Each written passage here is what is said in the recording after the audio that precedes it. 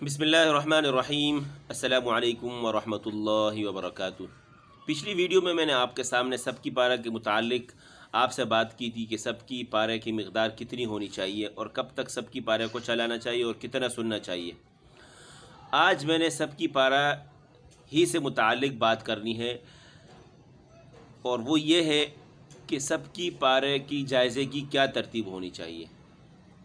سب کی پارہ جو جائزہ ہے وہ کس کو سنایا جائے، اور اس میں غلطی کی گنجائش ہونی چاہیے یا نہیں ہونی چاہیے، اور سب کی پارہ یاد کرنے کے لیے کتنے دن ہونے چاہیے۔ تو سب سے پہلے یہ بات آپ کے ذہن میں رہے کہ ہر ادارے کو یہ کوشش کرنی چاہیے کہ اس سے متعلق، بلکہ ہوتا بھی ہے عام طور پر ہر ادارے میں ایک ناظم کی حیثیت سے ایک فرد ہوتا ہے جو اس کام کو کرتا ہے۔ اب ناظم کے لیے جو ضروری بات ہے، جو میں سمجھتا ہوں، وہ یہ ہے کہ ناظم صاحب سب کی پارے میں غلطی کی بالکل گنجائش نہ رکھے۔ اگر سب کی پارے میں غلطی کی آپ گنجائش رکھتے ہیں تو کل یہی سب کی منزل میں شامل ہوگی، جس میں بہت جلد منزل کمزور ہونے کا اندیشہ ہے۔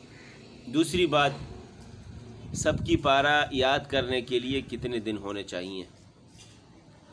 تو تجربے میں یہ بات آئی ہے کہ سب کی پارہ مضبوط اس وقت ہوتا ہے جب بچے کا سبق مضبوط ہو، اور بچے کا سبق جو ہے وہ اس بچے کی صلاحیت کے مطابق ہو۔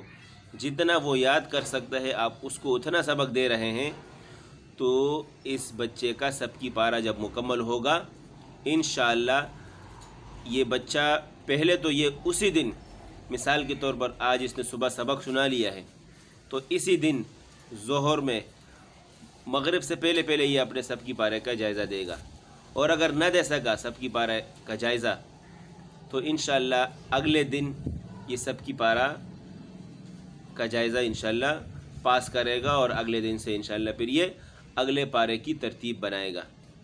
تو سب کی پارے سے متعلق یہ کچھ گزارشات تھی، میں نے آپ کے سامنے پیش کی۔ امید کرتا ہوں آپ کو یہ باتیں مناسب لگی ہوں گی۔ اسی کے ساتھ میں اجازت چاہتا ہوں، اپنا خیال رکھیے گا۔ السلام علیکم ورحمۃ اللہ وبرکاتہ۔